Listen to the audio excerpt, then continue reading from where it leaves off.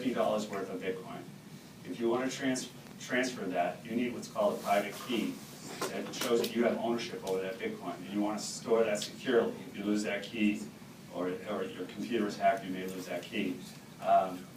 What happens is that, combined with the public key, which is what's in the public ledger, the blockchain, is digitally signed, and you're off and running on that transaction. And I think Keith had a good analogy as far as what the public versus private key is. Yeah, a lot of people think that you can assimilate your public key as your email address. You send an email to somebody that you don't necessarily know for the first time, they have your email address. It's public. Similarly with Bitcoin, your public address key will be displayed on blockchain. But unless you have the private key that matches it, that transaction, you can't do anything with the transaction. So if I send you an email and you try to hack into my email, you can't get into my email unless you have my passwords. So there's protection there. So it's something like that. Next issue is kind of the economics of it. John, you want to talk about the economics of it? So it's a personalized, it's a public key but personalized for each user? It's a public key, but anyone can see your public key, but you can't do anything unless you have the private key to verify the transaction. But is your public key and my public key the same? No.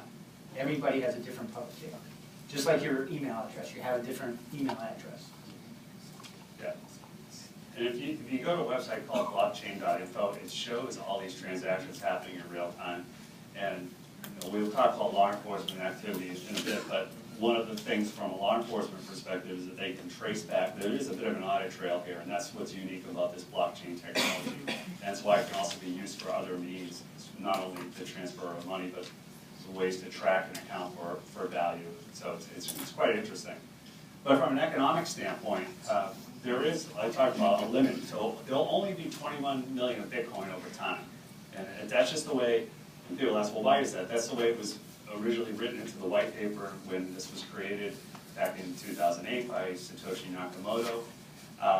And that's why this is a deflationary currency. That's why it's also, people are concerned, well, is it scalable? Well, yes, because one Bitcoin can be divisible by 8 units, and so that allows it to be scalable over time. As I mentioned, the Bitcoin miners, these people with computers that are, remember, this is a decentralized network. There's 51% of these miners, people on their computers, need to approve every single transaction that occurs. And that's done by this computing power. When they approve a series of transactions and they place them into the public ledger, into the blockchain, they get an award for that. Right now, that award is 25 Bitcoin. And that over time, every 4 years, that will go down by half. So in another couple of years, it will be 12.5 Bitcoin award.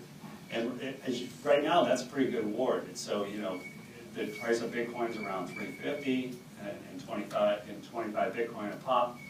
That's a pretty good incentive for miners. Miners can also receive transaction fees, nowhere near what are charged for interchange.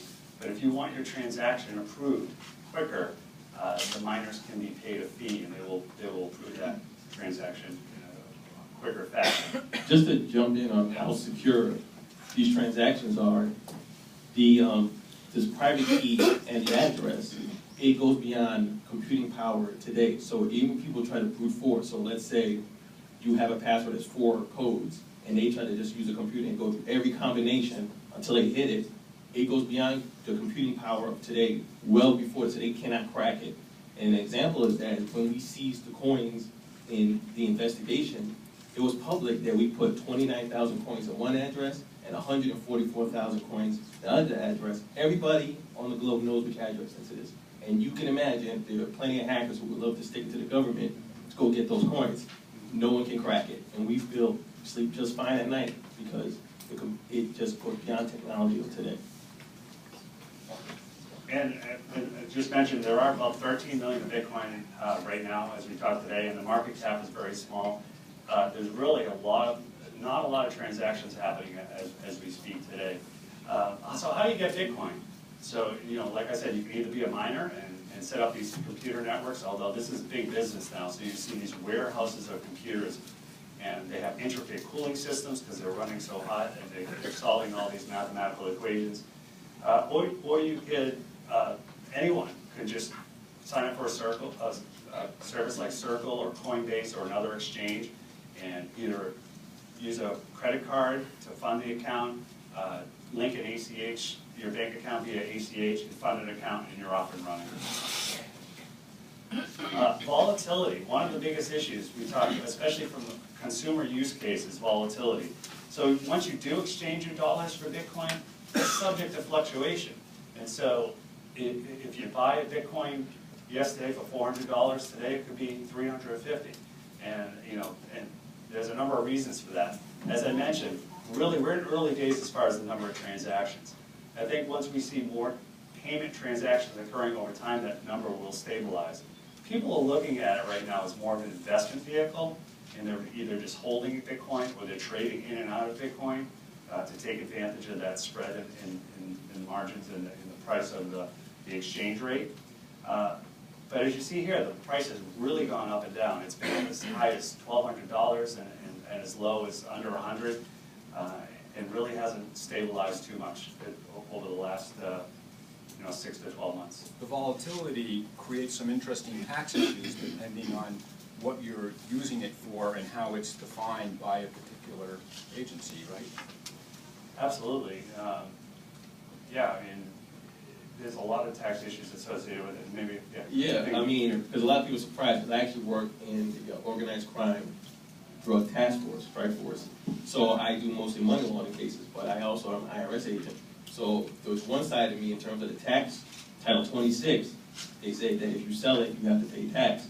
But then if I'm doing another case, let's say money laundering related to drugs, then we fall under the money laundering statute.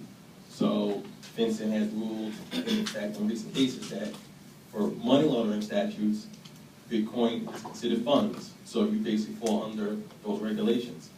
For Title 26, for specifically taxation purposes, then you fall under those rules. They say it's property. Basically, if you sell it, you have to pay tax. So sometimes I have to explain to people, they see who I work for, and they're like, what are you talking about? I'm like, well, it depends on what are we talking about. Are we talking about taxation, or are we talking about money laundering? So people have to be aware of that. What are you doing, Pete? Yeah. So now that you got a brief tutorial and people probably, your eyes are probably glazed over and you don't really understand. I want to give you an example of simply buying a product using Bitcoin. So I've got some Bitcoin in my wallet, which is held on my phone. And so there are a lot of merchants out there. Overstock.com is one merchant that you can buy merchandise using Bitcoin. So what I'm going to show you is a simple purchase using Bitcoin as opposed to my credit card. So we go to Overstock.com. I've already put something in my cart. So I'll say checkout now. You just put in my per. Is that right? Yeah. Yeah. I'm just. Hope you look at his face, Yeah. Thank you. Or about security. It's only getting web broadcast. Let's try this again. Bear with me 1 second. So while he's doing this, I'll just point out, so the difference here, when you purchase something with Bitcoin, you'll see this transaction versus using a credit card, you're not going to be handing over the keys to your account. You're not going to be giving them your credit card number, CVV code, and things like that. You're going to be just giving them, you're just going to be processing a transaction with this key, with this code, which is based on cryptography. It's just going to be a bunch of gibberish that goes from point A to point B, and therefore it's way more secure. Your privacy is protected.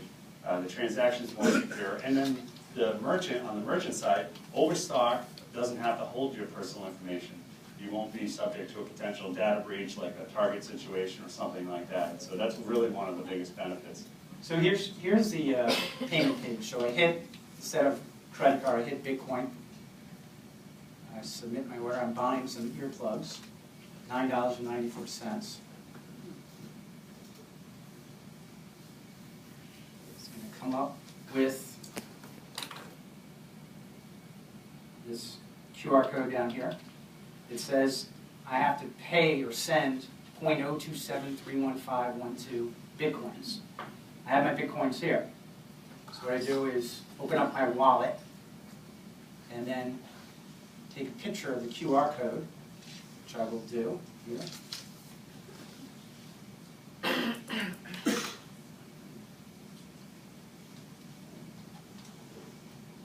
Who calculated the currency exchange, or the exchange, value exchange?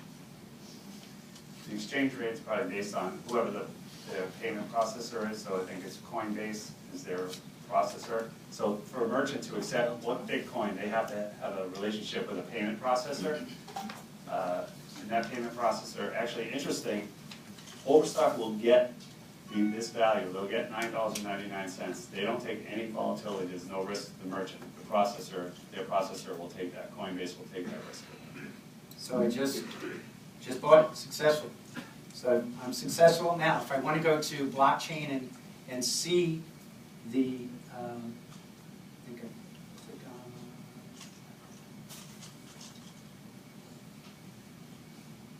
well, you can actually go to blockchain. Let's see, there's usually a link in here. I don't see it right now. But if you went right onto blockchain now, you would see that transaction, and this is the transaction, the public number right here.